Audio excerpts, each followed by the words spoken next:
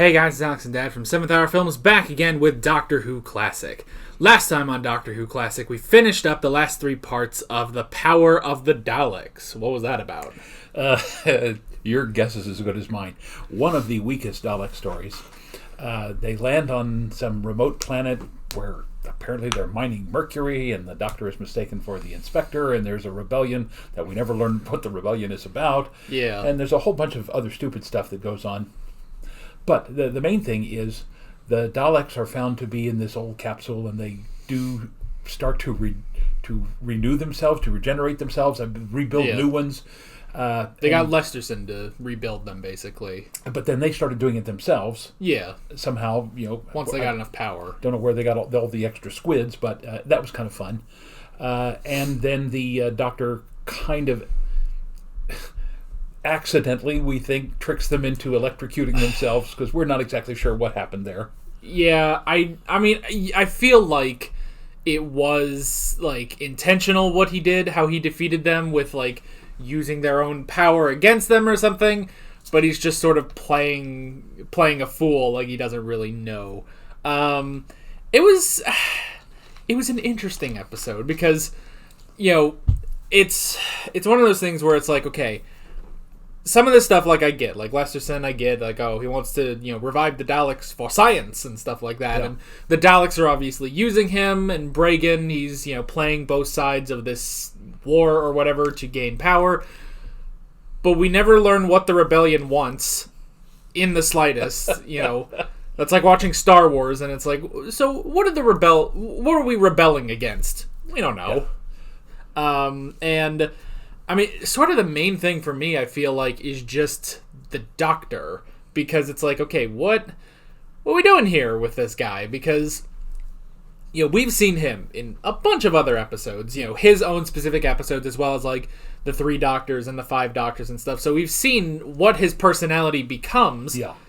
And that's just not really present there. Yeah, we're not seeing that yet. There's, 1 or 2 moments when, there was a little bit of that, but so far, not really. Now, again, we did kind of attribute that possibly to the animation, because we're not seeing the subtle moves, of his eyes or, the shrugging of shoulders, that sort of thing. But still, just from what we've seen, again, I think I mentioned that if I had watched all 6 episodes for a month and a half back in 1965, 66, whenever this was, I don't know that I would have continued watching it, because not only was it different from the original Doctor, but there was nothing about this Doctor that makes you want to continue watching him, at least at this point. Yeah. Well, and I was kind of thinking, because I've talked with people on Twitter about this, and there is sort of, part of it is that the Doctor kind of needs to hide who he actually is, because he's playing the part of the Examiner in there. And it's like, okay, so he has to kind of, he has to keep things kind of secretive. They don't want anyone to find out that he's not the actual Examiner. So he's acting a bit different than maybe he would, and in all of that, he's still trying to figure himself out because he just regenerated. Yeah. But I feel like that's not a good idea for the first...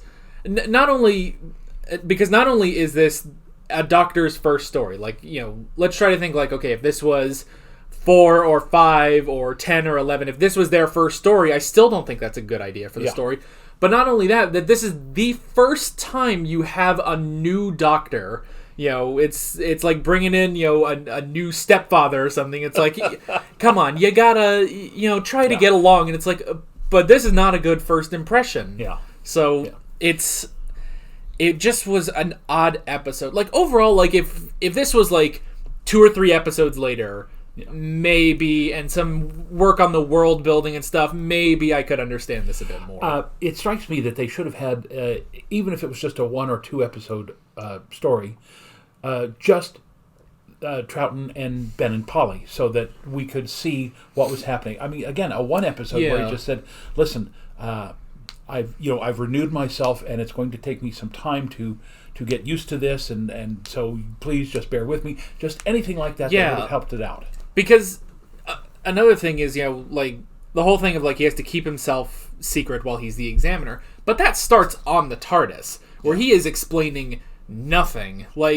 Polly kind of figures it out. It's like, oh, well, he said his body's wearing thin, and he needed to get back to the TARDIS. So maybe because his body was he was pretty much just dying of old age, he needed to change himself. And obviously Ben's being a skeptic about it, and that's fine. But one episode just about that, just be like, okay, this is where he is. This is what happened to him. Yes, he's the same guy. He's just very different. Then maybe you could go into a bit of that. I don't know. Oh, and one last little thing. I wanted to know a little bit more about Patrick Troughton and the switch over here. And the one thing I took away from this article said that he apparently comes off as the cosmic hobo. And I noticed that, for example, his collar was always... One collar was untucked from under his coat. He looks completely different. Hartnell was always very sharp dressed, the nice vest and the fitting coat and everything. And this guy looks like literally he's inherited somebody else's clothes that don't fit him. His pants are too baggy, and his shirt doesn't fit, and his tie's off kilter, and his everything. So I don't know. Maybe he's the 1960s version of Charlie Chaplin. The in the silent movies, but still, it's just it's a little hard to get used to. We went through our little tour of Classic Who and then the New Who. It's very easy to accept each one of them, even though that wasn't necessarily their first episodes. You can see how they built the character and how they were all different, but they all again kind of came from that very first Hartnell generation. Right. But right now, I don't understand what the appeal of Patrick Troughton would have been at this point. Yeah, because, like I said, we have seen multiple episodes, even just of the Second Doctor, and it was such a different... Well, I don't want to say like a completely different personality, but he has, more personality in those. But I guess maybe that has to do with him having to hide himself as the Examiner. I don't know, but I remember when we first watched An Unearthly Child, at that point I had gone through 2 seasons of modern Doctor Who, which meant going through Eccleston and Tennant at that point. And we watched that first episode, and I was sitting there like, wow, this is still the Doctor. Even this is, 1963 and this old man and stuff like that. It's like, no, I can still see that character still in there. Yeah. But it's like, I'm not...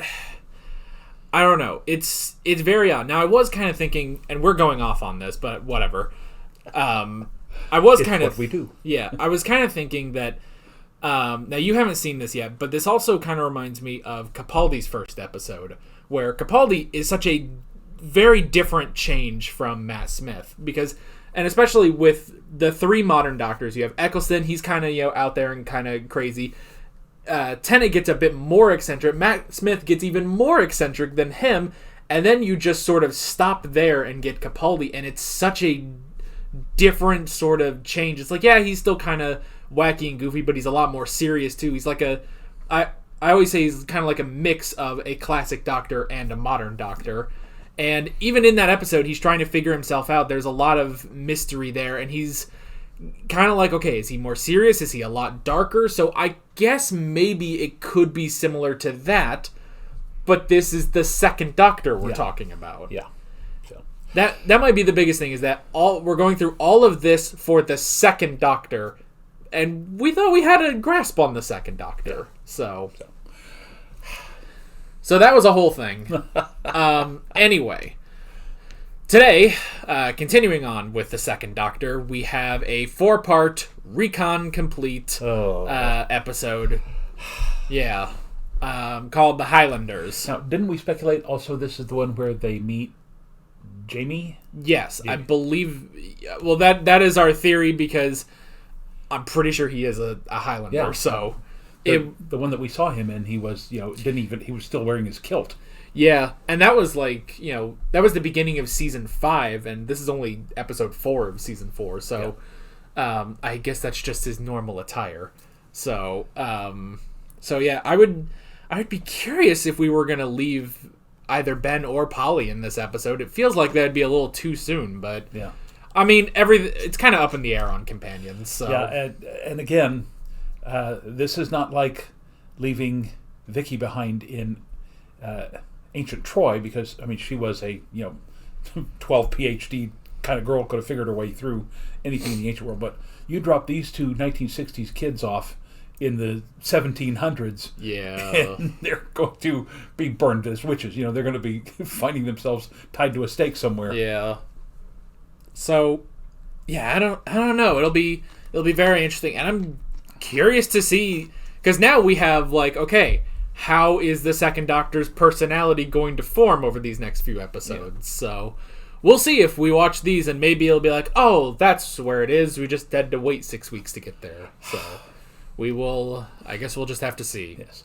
6 weeks would have been an interminable amount of time when I was 15 years old. It would have definitely been tricky. So, but let's see if things improve on this episode of Doctor Who. Here we go.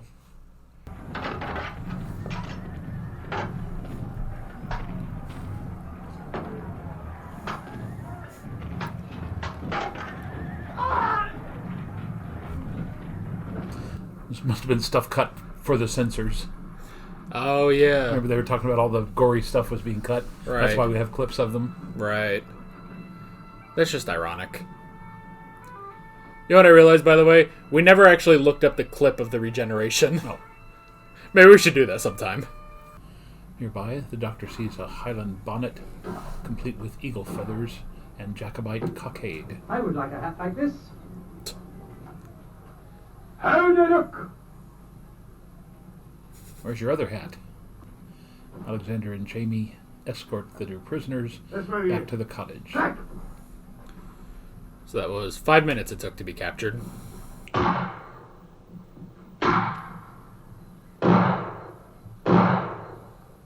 Alexander is shot and killed. Oh, no. You are in charge of these men? No. I am. A gentleman at last. Dr. Van Veer, at your service. Doctor who?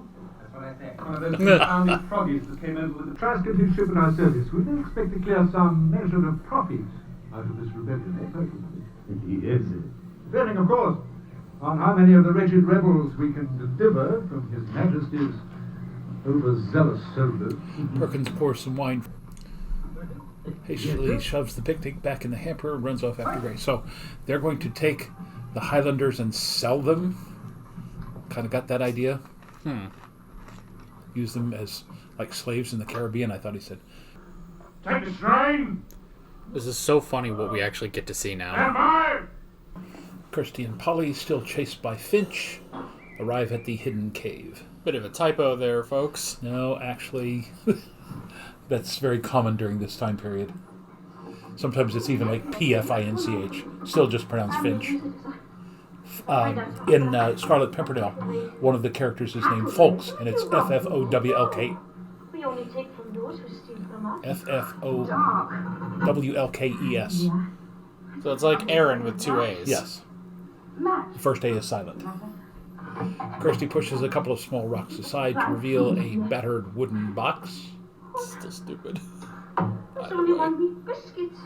Who is it? Jail? Oh, look, don't start crying again. If they've taken them to jail, then we've got to get them out. Have you got any money? For what would we need money? Well, for food, of course. That biscuit isn't going to last very long. And for bribing guards with. What have we got we can sell? This won't fetch much, but at least it's a Polly start. removes her bracelet. Help us. You're English. They've got my friends too, But remember? Polly's really taking charge here. Suddenly feels that someone is following her and spins round. She hears another noise. In a panic, falls into a trap. It feels like someone wants to sell me something.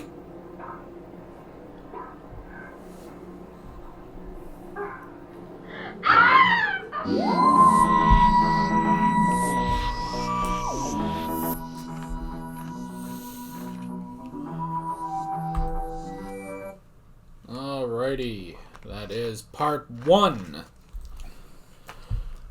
By the way, I forgot to mention that this is the last of the pure historical episodes for the next 15 seasons.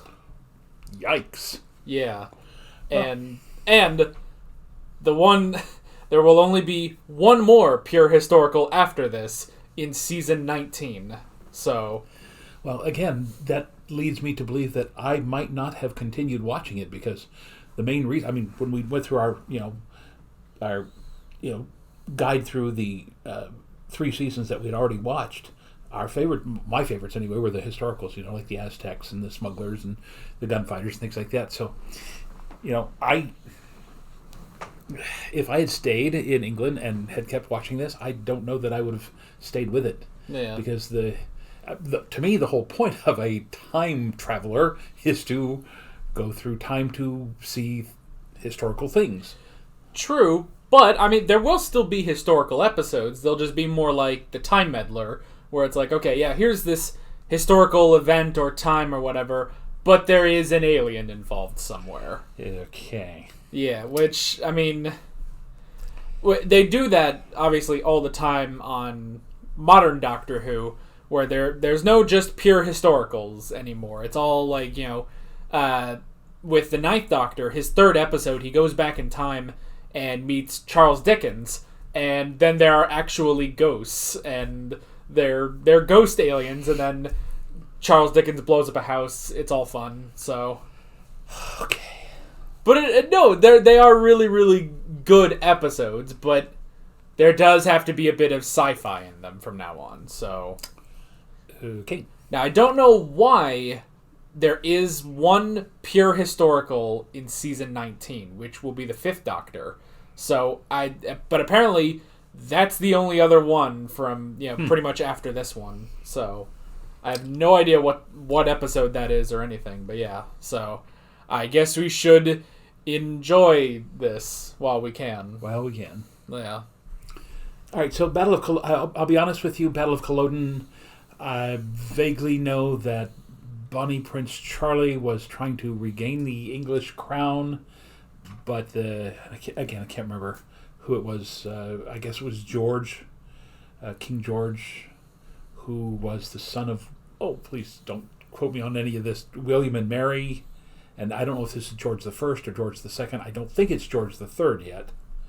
Although again, if it's 1700s, George the Third was the king during the American Revolutionary War, so I'd have to go look this up. I'm not familiar with this particular part of British history.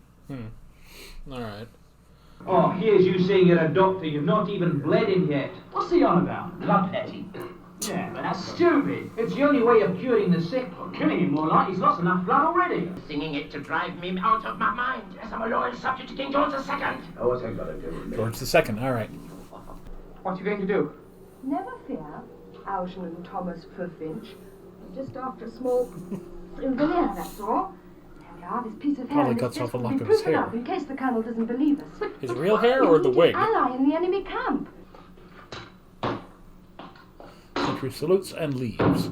Now, gentlemen, That sentry kind of looked like Ted I Cruz. suggest you start loading the prisoners at once.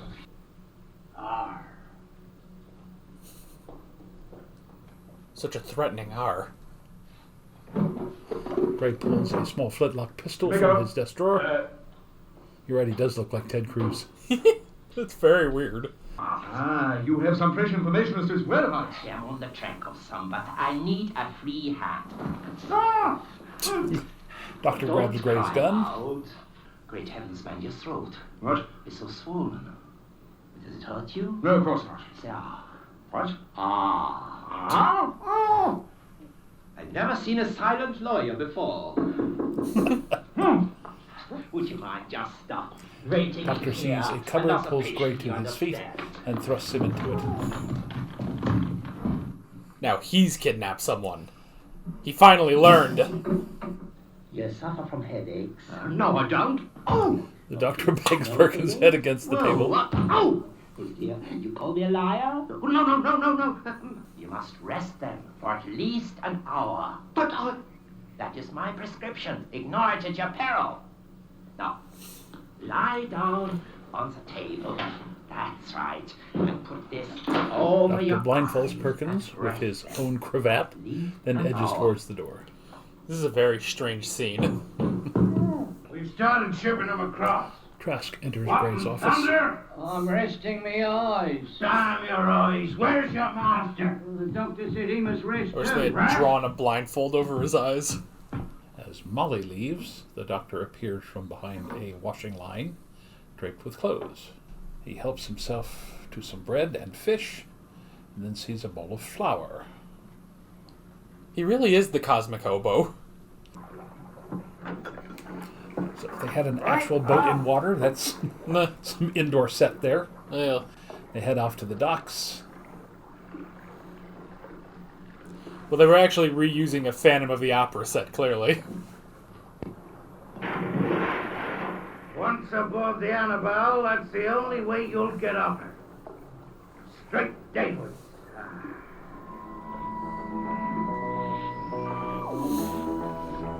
Alrighty. That's part 2. Well, he's finally developing a personality. he's a lot funnier in this one, definitely. And ironic because he does have to take up a disguise, but it's a vastly different disguise than the Examiner he had to be. Yeah. So, and also just being the German doctor was also pretty funny, but I just love how he restrained those two. Like, that was really, really funny, because you almost feel like, alright, if anyone's going to, like, capture a guy and throw him into, the closet and hide them, you'd almost think it would be like the third Doctor that would do that. So him doing that is really, really funny. Yeah. So I like that. But again, first episode, again, not a huge amount of personality from him, and now suddenly here we are, 8 episodes in, and he finally starts to develop the personality. Right, and it's a good personality, and also vastly different from the first Doctor. It's like, obviously the first Doctor would never do anything like this. Yeah.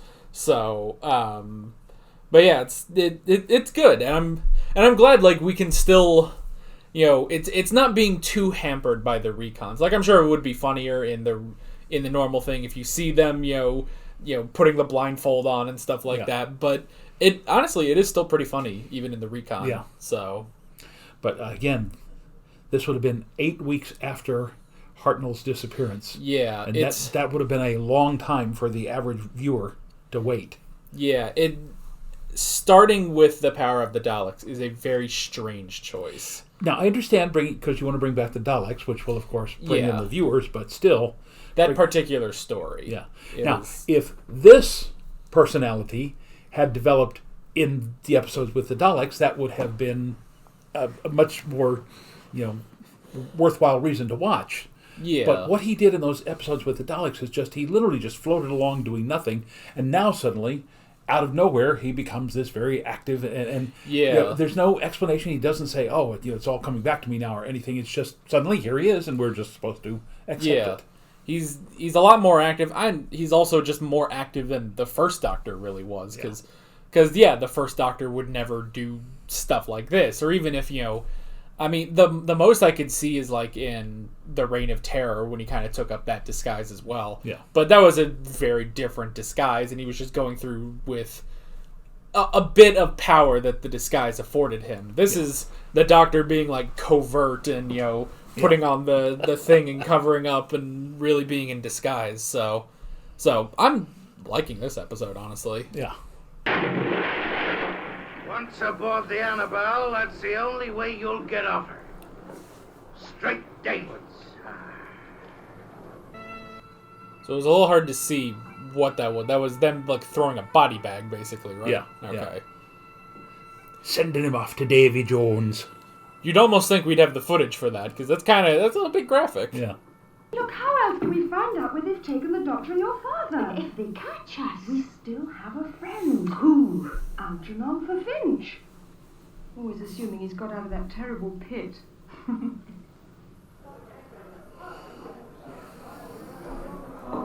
The Doctor, still in disguise, is helping himself to a mug of ale. A tired Algernon Finch limps into the busy inn. It's Finch. Excuse you. Like Jeff Dunham. Yeah, that's what I was thinking too. Then pretends to study the contract. Suddenly he tears it up. You have seen nothing. What? Your eyes. Yes. You wouldn't want another headache now, would you? Now, gals. Let's leave this rough place. It's so weird to see the doctor just threaten someone with a gun. The doctor points the gun at the wall and squeezes the trigger. It's not loaded. They're dangerous things.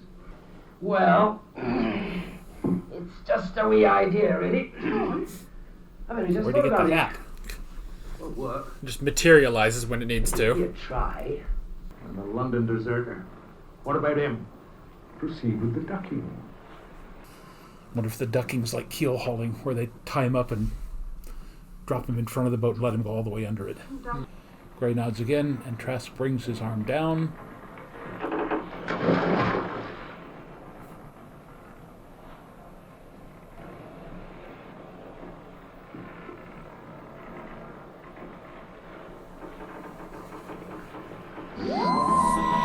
And Ben has been dumped. Maybe that's why we need to bring Jamie with us. Alrighty. That is part 3. It's interesting that the doctor just took a nap. It's like, oh, normally, doctor, when you do that, you're sick or something. I was like, no, he just wants to take a nap. Well, again, one line about, the renewal really has taken a toll on me. I really must get some sleep. Just anything that would have let us know what was going on, other than this, I'm going to take a nap. And then the next time we see him, he's been out getting guns. Yeah, some time has passed, and he apparently robbed the armory. So it's almost like there's just a one or two things that we're not allowed to see with this doctor. So, but yeah. So, okay, so the ring was the prince's ring? That appears to be the case because, again, I'm assuming Bonnie Prince Charlie was a Stuart because James the First, Charles the First, Charles the Second, James the Second were all Stuarts. So, again, vague understanding of this. William and Mary were brought over from the Netherlands, Germany, somewhere in that area. And then they begin the House of Hanover. And so basically this is a struggle between the Hanovers and the Stuarts as to who's going to be the leaders of the United Kingdom, which by this time England, Scotland, Wales, and I don't know if Northern Ireland has joined them yet, but they have come together in this larger entity known as the United Kingdom. Okay. So, and I guess they're going to use the ring as a bribe or something to try to get Ben and everyone out of there, I guess? Something like that. Something like that. He said bait. They're going to use it as bait, but yeah. I'm not exactly sure what his particular trap is. All right. When the rope is finally hauled up, there is nobody on the end. Not escaped. Ben looks to see if they are still searching for him. Grins and starts to swim for the shore. He is out of there. Again, interesting sets. Well, that ship would be a considerable distance from shore. So he must, well, I guess as a sailor, maybe he is a good trained swimmer. Yeah. It's you, Doctor. Who else would be walking around the jetty at this time of night dressed like a soldier being wounded in battle? Yeah, you got a point there, but why? Why? Because I like it here. Besides, it keeps the other soldiers away. But Doctor, where'd you get the mustache? Well, almost all. I bet. Hey, you got The your doctor hair emerges back. from beneath a bed of Hey, hay. I found them thrown out on the rubbish dump behind the inn. How much do you think it to be worth, Doctor? Well, shall we say, 10,000 guineas? $1 billion. I think you could probably lived on 50 guineas a year back then. Did you mark the young Highlander who was with me? The piper? Piper? The soft hands and face? No. Did you notice his hair? Unmistakable. That was the prince. Wait, Jamie? Jamie, yeah. Oh. He's the little one. Over there. Gus makes his way over to Jamie. Highland Parts! Hearing the battle cry, the Highlanders spring to life, surrounding Trask and Gray.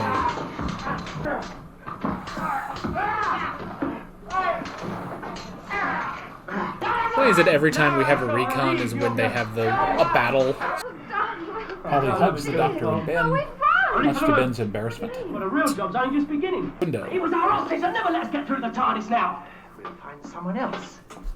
Hey, Polly.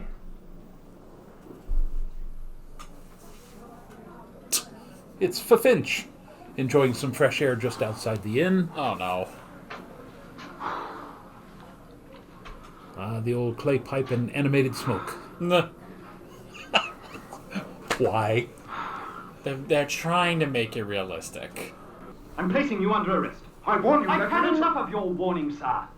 Gag him, Sergeant. Take him to prison under arrest. Sir, no, wait, this is some sort of trick, you fool! The Colonel hears of this. You'll be lucky to end up as a bandmaster. Take him away, you traitorous dog! You men follow me! Gray is led away under escort. Well, What about Jamie? We can't leave him here. Sure, the ship sailed. What will you do? Oh, I'll be all right. They won't catch me. Do you hear that? They'll catch us all if we don't move fast. Doctor, can we take him with us? If he teaches me to play the bagpipes. If you want, Doctor. Polly reassuringly takes Jamie by the hand, but he shakes his head. She gently but firmly pulls him into the TARDIS behind her.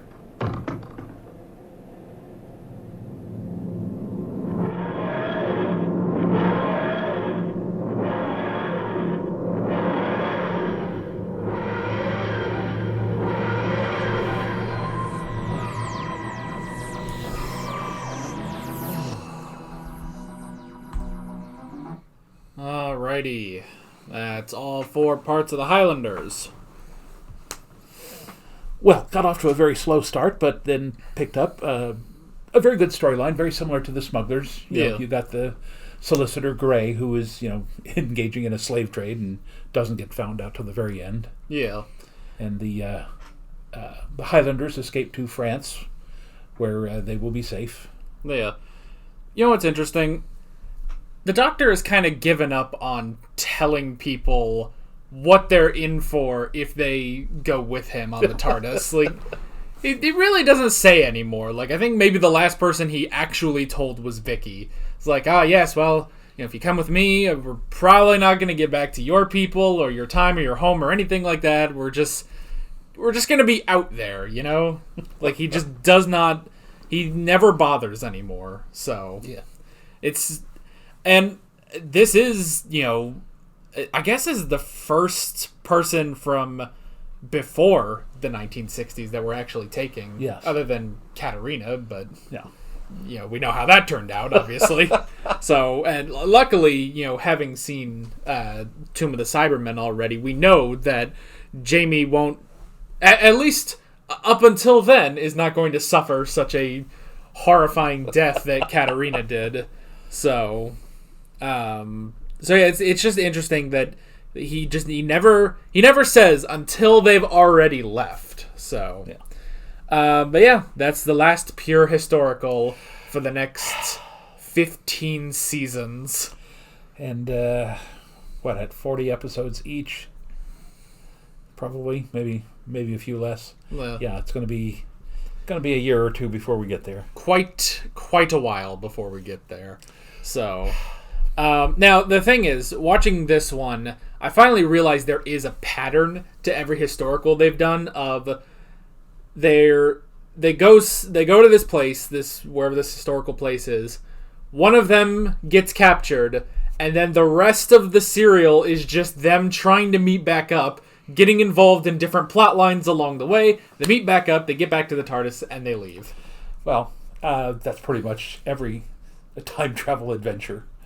Yeah, basically. And I mean, and I guess that sort of also applies to a number of the futuristic alien stories as well. It's like, they get separated and they need to figure out how to get back together, get to the TARDIS, and get out of there. But I feel like it's more prevalent in the historical, so maybe that's why they wanted to change things up now. Yeah. So, but yeah, it is just interesting that it's like they're just no more just pure historicals. There will always be some sort of alien thing now. So, and you're thinking that's a producer's or director's choice that they just said, hey, well, it may have. I was going to say it may have been that the sets were too expensive and the costumes and stuff. But again, we've been told that the BBC had a huge back catalog of historical stuff. So, but I mean, they're still going to have historical episodes, but now they're going to be adding more things to it by adding in some sort of alien presence. So, all right. Well, we'll see how that goes. Yeah, I mean, I'm just assuming that that they will end up being like the Time Meddler, because that was pretty much our only one where it's like, yeah, we've gone back we went back in time, but there's also the monk there, and he's causing problems. Or even like during the Dalek Master Plan, where they went back to Egypt, and it's like, okay, cool, we're in Egypt. Also, the Daleks are here, and the monk. So it'll just be something like that. So, yeah, I'm not really sure. Like, I think maybe next episode is called The Underwater Menace, so... and I know half of it is in Recon. 2 of the episodes, though, are... Release the Kraken! Yeah. So, alrighty. I've probably told you this before, but I did a play, probably about 40 years ago. I was still very young, by Robert Bolt called Vivat Regina. It's the story of Mary, Queen of Scots, and her, basically, her battle for... the throne of England with Queen Elizabeth, and I got to play Laird Jamie Bothwell. So it's, I think it's probably the only time I've ever had to do a Scottish accent on stage, and it's that. I also played an Irishman a couple of years earlier, and it gets to the point where you are rehearsing the accent so often to make sure that it comes out, sounding authentic, that I would literally wake up in the middle of the night realizing that I had been dreaming in the accent, that myself in the dream was speaking with the Scottish accent or speaking with the Irish accent. So it's a bit disconcerting, if you know what I mean. Oh, yeah. I mean, well, because it's also funny because, now we have Jamie, who has his Scottish accent, but we also have Ben, who has also been a very unique speaker, It's like, anytime, like, he says something, it's just hilarious anytime he says, like... So, adding him and Jamie, and it seems like, I feel like we're going to keep all 3 of them for a little while, at least, so... again, I'm glad to say that, again, Polly is now... to me, living up to my expectation that she's the brains behind this outfit. I mean, Ben is more the impulsive muscle type, and she's the one who says, hey, wait a minute, I know a little bit about this time period, so I know here's what we can do. The fact that she can use Algernon Finch, that's hysterical that she would do that. And blackmail him and do all of this stuff, and at the end say, it's all fine. Thank you for helping us, and but that's really cool. I'm hoping that we'll see more of that stuff from her. Yeah, and it does kind of remind me of. There's sometimes a joke with like a group of main characters in a show where it's like between all of them they only actually have one brain cell and they have to share it. Basically, it's like I think Polly got a lot of that brain cell in this episode. Yeah. So I guess that would be like there's one brain cell between all the companions, and the Doctor secretly has a brain cell, but whether or not he uses it is highly debatable.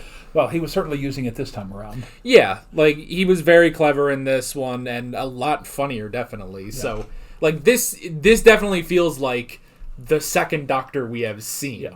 Now, for what this is worth, if I were the producer and I had seen the 2 scripts, I would have switched them. I would have put this one first and then the Power of the Daleks. Yeah. Well, because even like in this episode, because it's still so different from the first Doctor that you could get away with that. It's like, okay, if you had this, maybe, Ben and Polly, they still have to figure him out. He's still figuring himself out. And it's like, oh, maybe he's a bit more, maybe he's a bit more violent or something. He's holding people at gunpoint and, gagging them and putting them in closets. Of course, then he says, like, oh, well, the gun's not loaded. Dreadful things. But he's trying to figure himself out, and you get somewhat of a sense of what he's like. And then you sort of go into Power of the Daleks, and it's like, okay, now he has to keep anything he established now he has to keep that secret, and it's like, okay, maybe, like, I kind of think I know who he is, but now he's doing all this other stuff, and it's like, okay, maybe. So yeah, I honestly do feel like they should have swapped these two, and this should have been his first story. Yeah. So this would have gone over much better, I think. Yeah, definitely. So be interesting to see what the ratings were for the two serials. Yeah, I mean, I would be curious. I would imagine, like Power of the Daleks, because it has the Daleks, probably had maybe higher ratings, but I don't know. And we are also filming this before, I guess, the 10th Planet was the last one to go up on YouTube, I think. Okay. So I don't think we've posted... No, I haven't posted the first video of the Power of the Daleks on YouTube. So I'm not really sure, like, what the general consensus is. Like, I've heard people say that they really love Power of the Daleks, and I've talked with them, and I can understand where they come from, but I still have, we still have our problems with it. Well, again, the Power of the Daleks, the visuals were really good. I was really impressed by the animation, especially of the Daleks. But again, the storyline, with the nebulous rebellion and all this mercury mining, or we don't know what they were mining. They talked about the mercury pits, but didn't actually say that they were mining it. So anyway, this would have made a much better kickoff to Troughton's tenure, because he really does take part in it. He's funny, he's clever, he does all of this other stuff, and he's very different from Hartnell. Exactly, yeah. And, I mean, having Jamie along in the Power of the Daleks wouldn't have been a problem. It's not like Ben and Polly did much in that episode anyway, so you add Jamie, you don't really need to change it that much. Yeah. Maybe he gets kidnapped for a little while. Well, of course, Jamie, the first thing would have been, the heck is going on here? Aside from the TARDIS, he's now on another planet, and he's watching all of this other stuff going on, and then there are machines, which he would have never seen a machine in his entire lifetime. Right. Other than, the very basic, the 6 simple machines, like the lever and all that, or other kind of stuff, the winch and the lever, pulley and lever, whatever that system is. Yeah.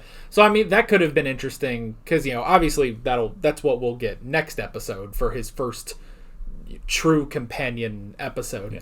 But if it was the Power of the Daleks, you're kind of sitting there like, okay, so, like, we need to explain to this guy from the 1700s about all this stuff and explain the Doctor, but maybe Ben and Polly are like, well, we want to explain the Doctor, but we kind of we're thinking about the first Doctor, but this guy clearly isn't him anymore. Yeah. So that could add another layer. So I don't know. That might be interesting if maybe someone did a thing where they swap these two, add in Jamie to the Power of the Daleks, and see how that works out. Yeah.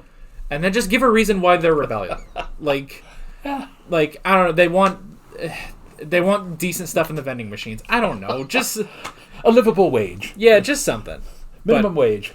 We could talk about the Power of the Daleks forever. But let's go to this. Yeah. All right, here we go. Alrighty, let's see. I mean, for a little bit, I wasn't actually writing too many notes, but I did write the scene where they were about to be hanged, which was interesting. It does make me wonder, if the Doctor gets hanged, does he just regenerate again? So, I mean, I have sort of debated with people. It's like, okay, what exactly constitutes him regenerating, and is there stuff that will kill him too quickly? And, like, because there have been moments where it's like, oh, well, someone's got a gun to his head, and I've said, like, okay, well, if he gets shot through the brain, does he regenerate or does he just die? I feel like because he has this whole thing of regeneration, it should be special enough to where even if he just gets shot, he would regenerate. Now, the 7th Doctor did get shot and then he regenerated, but I don't know if, like, a straight bullet to the head. So I don't know if, like, being hung would do that. So, anyway. But yeah, that was interesting, and also just kind of funny because that's the only footage we really had, because, those censors, they had to take it out. So, let's see.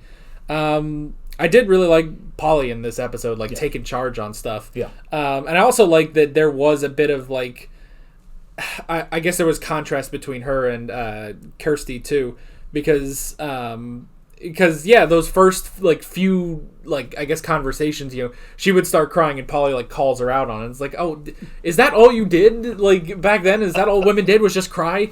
So, well, again, the late 50s, early 60s, that's the beginning of the women's liberation movement, and a girl like Polly, who was growing up at that time, would look at these women like she would have looked at anybody from the 1920s and just said, come on, you have way more power than you think you have. Let's stop weeping and let's get on with it. Let's figure this out. Now, that said, she was ready to stab Polly for trying to take the ring. Like, she had the thing. Yeah. So it's like, oh, okay, all right, well, you're willing to do that, so come on, let's do this other stuff at least. So, but I did like that. And you're right, it is Polly living up to sort of the expectations we've created, which is good, because there has always been that part of me that's like, I hope we're not hyping her up too much. It's like, I hope they do actually do something with her. Yeah. So, let's see. And then, like, we had, like, the doctor restraining the two guys, which was just hilarious, because again, it's stuff that is like, okay, this is something to separate the second Doctor from the first. The bit with Perkins about you don't have a headache and then banging his head on the table. I mean, that is straight out of Looney Tunes. Yeah. Because there was an old episode, you remember, with Bugs Bunny, and he's doing the phrenology thing. He says, oh, come in, let me read the bumps on your head. I don't have any bumps on my head. No bumps? We make some. And he takes a hammer and he starts hammering the guy on the head. Yeah. But, I mean, that's funny. It's very clever. And, again, that would have been physical humor for the kids watching, but it would have been, more of a satirical humor for the adults watching. Yeah. Like me, who would say, oh, that's from Looney Tunes. That's from Bugs Bunny. Right. Well, and it's also funny, too, when, because he holds Gray at gunpoint in order to tie him up. But then I like that it's like, okay, he's completely tied up, but he still does the whole thing of like, oh, well, it seems like your throat is swollen. It's like, hold on, open your mouth, open it. There we go. It's like, he still does. You didn't have to do that, man. You could have just gagged him. But then, just like, oh, yeah, I think you have a headache. Bam! Hold on. Bam! Okay, yeah, you have a headache. Here, close your eyes. We'll blindfold you. It'll be great. So that was really, really funny. Yeah. Good moment for the second Doctor. And then just the disguise that he wore, Now, the one thing, though, I couldn't really tell from the recon. It talked about he was taking the clothes, but he also was there with the flower. Did he use the flower to make his hair white or something? Because I couldn't tell what he was doing with the flower there. I don't know. I don't think it really said. Like, I do remember that mentioning the flower, but I don't remember what he did with it specifically. So, yeah, I don't know. Or maybe to, like, maybe dirty up the clothes so he looked like, I guess, one of the cooks. The scullery maids or something, yeah. Yeah, so it could have been that. But that was very clever. Again, it's just another thing that the first Doctor would have never done. Like, now, granted, he had, like, a disguise, like, in the Reign of Terror, but that was more of just first off, it was a more dignified disguise. He wasn't dressing up as a scullery maid.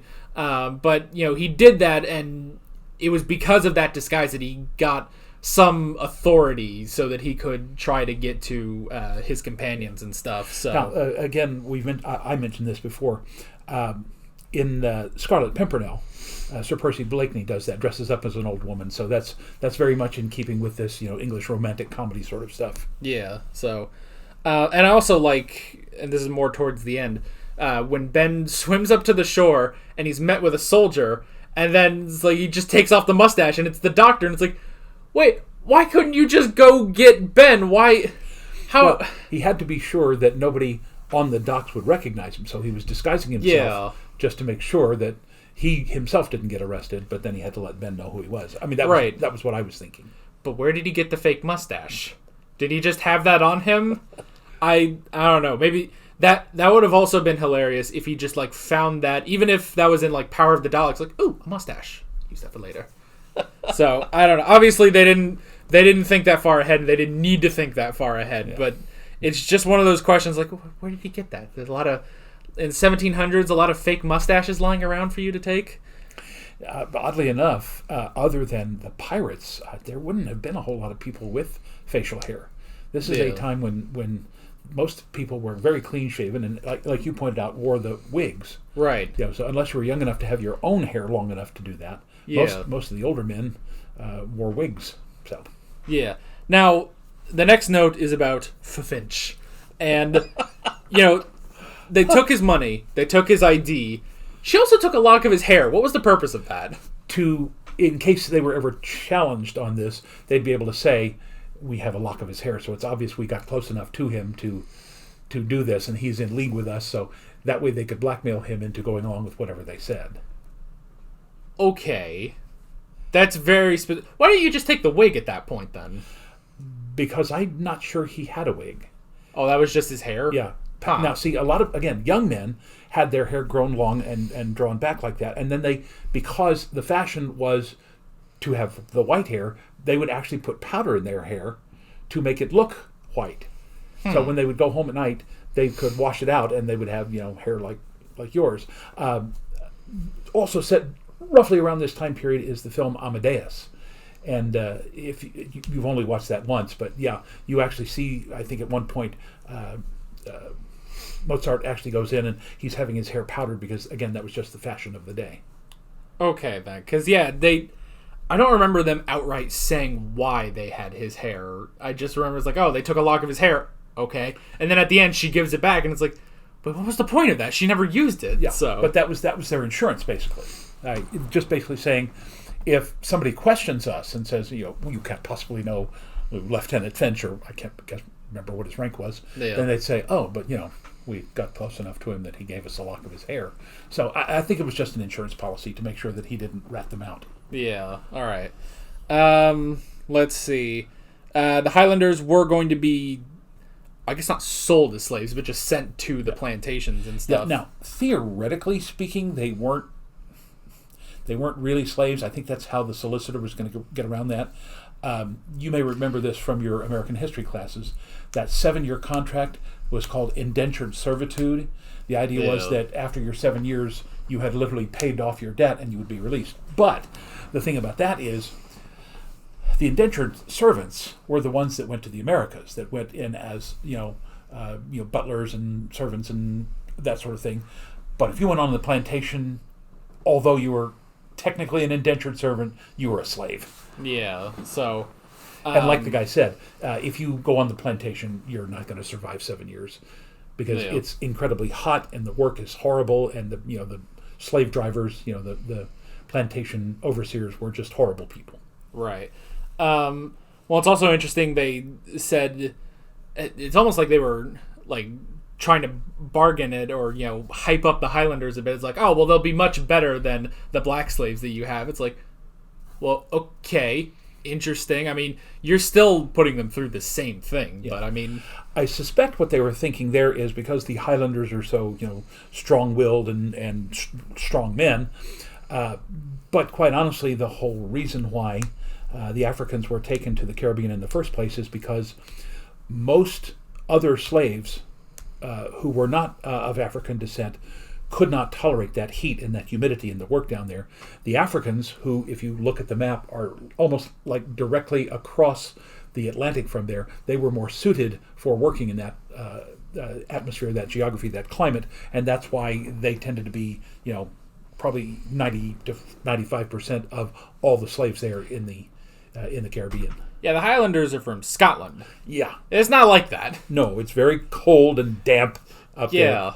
Also, it's also just kind of funny because they say it's like, oh, well, they're much stronger, and it's like, and then the main Highlander we pretty much have in this story is Jamie. Jamie doesn't look like the strongest guy. Like, he almost looks about Ben's size. Yeah. Now, Ben, we've kind of said it's like, oh, he's the muscle, even if he's kind of a smaller than like Steven or Ian, but he is sort of like the muscle now of the group. But it's like these two guys are still about as tall as Troughton is. Yeah. So and the thing, here's the thing that I took away from that. Although Jamie probably can fight, the fact that he was a piper like his father and his grandfather means that he was not put out on the battlefield other than to play the bagpipes to rally the troops to fight against the British. So he is a fighter, but he's not a frontline fighter. He's a piper. Yeah, he probably got some basic training in case someone decides to kill the bagpipes. Yeah. But he's like the punter in American football. Yeah, you can kick the ball and then run away because you're not going to tackle anybody who actually catches it and gets past the defense. That's a reference. I'll take your word for it. So. Yes, neither of my sons ever learned about American sports. But that's fine. I mean, they didn't want to. They weren't interested. Is very boring. So I am more interested in space blue box guy going to the Highlanders and then after fighting giant pepper pots with lasers. Well, lasers. So let's see. We did have that moment, we kind of talked about it, when the Doctor just takes a nap. And it's one of those things where it's like, okay, is this because, he's still like, he's still maybe got a bit of the regeneration hangover or whatever, and it's like, no, I think the second Doctor is just weird like that. It's like he just wanted a nap. So gonna catch 40 winks. Yeah. There's actually a line in the Capaldi era where he says, like, he's talking about sleeping. It's like, oh, Time Lords don't really sleep that often. It's like, well, and he says, like, well, with two exceptions. First, after we regenerate, we generally need a nap, or after we have a big lunch. That's about it. It's the only times Time Lords really sleep. So technically, this is still pretty close to his regeneration. So, but again, just one line. Yeah. When they kept saying, why are you doing this? And he goes, ladies, or Polly, you must remember, I only renewed myself a few days ago. I'm assuming, we're not passing months between the Daleks and this. So, yeah. I know it's one of those things where it's like, oh, well, maybe they could have put in a line about that, but on the other hand, it's like, with the weird things that he had been doing in this episode, it may just be that he was like, I'm just gonna take a nap. Yeah. So, and then the next thing that we see is him coming back from robbing the armory. Like, they made special points. Like, okay, we have a ton of money from for Finch, and it's like, okay, well, we can buy weapons, and they buy like the crappiest weapons they can, apparently. And then he just comes in just with a ton of stuff that he got by himself from this armory. So this episode basically just sets up just the oddball that the second Doctor is. Yeah. So let's see. We had Ben drowning for a little bit. I do like the explanation of, like, it's like, oh, well, when they tie you up, you flex, and then, once you're down there, you just stop flexing, and then it's all just good. And it's like, okay, I guess that's the explanation you can go with. I was thinking, like, I don't know, maybe because he's a sailor, he has some sort of, like, how to get out if you're being dropped to the bottom of the seafloor training. I don't know, maybe that's day 3 of sailor talk. No, but that is an old Houdini trick. Yeah. Houdini was known as the master escape artist, including underwater. But yeah, it's just a matter of if they tie you up and you have flex, I mean, it's going to give you just a half an inch or maybe an inch of flexibility where without too much trouble, you can at least swim your way back to the surface and then completely get out of it. Right. Man, Count of Monte Cristo should have done that, clearly. Although he had a full, like, bag over him and everything, so I don't know. Let's see. We had the whole thing with the ring, the prince's ring. I do like that it's like, oh, yes, you have the prince. And it's like, okay, is he going to, like, oh, maybe it's Ben, and especially because he's English. It's like, no, it's Jamie, actually. And it's like, I don't see this ruse working, but it worked well enough for them, for the attack to go off. Yeah. So I thought that was really funny. Did he know? I was going to say, no, because it couldn't have been Ben, because Ben was part of the plot. Yeah, so that's true. It had to be one of the Highlanders. Yeah, because I was thinking, like, because he said, it's like, oh, Ben, I'm gonna have you do something else since you're not gonna be on the boat. And then I thought, like, okay, well, he maybe snuck back onto the boat and he will be the prince stand-in, basically. And it's like, but they wouldn't buy that because to them he should be at the bottom of the ocean. Yeah. So yeah, using Jamie was definitely interesting. And I guess that sort of just leads. I mean, we did have the whole fight and everything that, again, we couldn't see because it's just, we just can't see fights in this show anymore. So I actually don't remember how much of this season. It's a lot of this season that's either in recons or in animations. Like, we're rarely going to have a complete episode this season. So yeah, hopefully hopefully we get to see some sort of a fight. Just something. One of these days, we'll see one of these fights that they probably spent a lot of money to make, you know? Yeah. But the last thing I wrote down was Jamie. We're bringing Jamie along because, like, oh, well, you know, it's possible he could have gotten out of there on his own. But it's like, well, we could just take him. And it's like, you should tell him first. Like, tell him what he's in for. It's like, you're not going to be coming back. We're going to space. There's giant robots. We need to tell you what robots are. Did they mention that? I seem to recall that they said that Jamie was like the last of his clan. That would make sense. Because, see, at first I was thinking that... at first I thought he was the Laird's son. But I don't think that was the case. No, because they said his father and his grandfather had been pipers before him. Yeah, so I would assume he just kind of didn't have any family left. Yeah. So I guess that is enough reason to bring him along. I mean, it's the same with Vicky, where it's like, you know, her father died, you know, on that planet, so it was just her, so it was easier to take her with. Yeah. So, and that was sort of the case with, like, you know, even like Steven and stuff, except for Dodo, who left that sick child behind, who could be dead for all we know. She went to get help and she ended up on the Ark. So, yeah. But we are bringing along Jamie, and I guess we're just going to keep all three of them around for a little while. So, what is the title of the next serial? I believe it's called The Underwater Menace. Oh, that's right. You mentioned Underwater Menace. And the first and the last episode are recons, but the middle two are complete episodes. So that'll be nice to have an actual episode for Troughton. Yeah. So I almost... You know, because we were saying with Power of the Daleks, is like maybe some of this is sort of lost in the animation. It's like, I do wonder if maybe it would be a bit better in the recon, which I know sounds weird. How could anything be better in the recon? But, you know, maybe because there would be like the text like, oh, the Doctor does this thing. Maybe that's something that we missed because of the animation. But I don't know. We'll have to sort of... We got to get off the Power of the Daleks. Yeah. So it's just going to be an anomalous, weird episode, but kudos for using the word anomalous. Yeah. So we'll just move on from it. This was a solid episode for Troughton. Yeah. And a solid episode for the last of the pure historicals. From now on, there will be some sort of an alien in all historicals. Yeah. Hey man, I mean, there were really great episodes with that. Like, you know, like I said, the Ninth Doctor meets Charles Dickens, and then there's actually ghosts. Or the 10th Doctor will meet Agatha Christie, and there'll be a giant bee thing. Or I've done Agatha Christie as well. I was in The Mousetrap, as a matter of fact. And also, I'm sure there might be people that don't want me to tell you stuff like this, because technically it is spoilers. It's going to be years before we get there, by the way. I can't remember what we did a month ago. Yeah, so he'll forget, I'll forget, but yeah.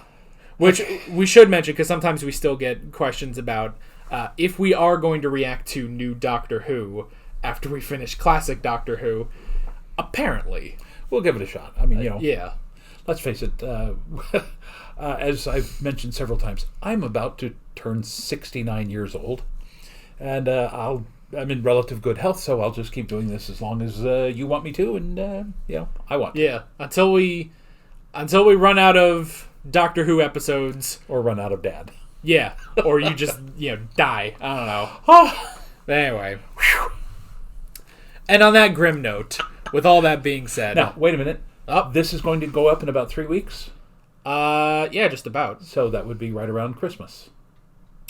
Oh, that's right. This would be around... I'll probably have it on schedule somewhere. It'll probably go up like the Monday after Christmas. Let me see. Where did I put my schedule? Let's see. So, the Highlanders... Well, the Highlanders... relatively. It'll be around. I think this episode will go up on the 21st. Oh, so okay. Well, close enough. Happy holidays, Merry Christmas. Yeah. Happy Hanukkah. We'll do the Joyous Kwanzaa. We'll do the Daleks' master plan version of, and coincidentally, a Merry Christmas to all of you at home, which is all they really said. So, yeah. So with all that being said, we're Alex and Dad from 7th Hour Films, and we will see you guys next time. Take care. Alright guys, thanks for watching this video. If you want to watch more of our Doctor Who classic reactions, you can click on the playlist, you can subscribe if you haven't done that already, and be sure you hit that notification bell.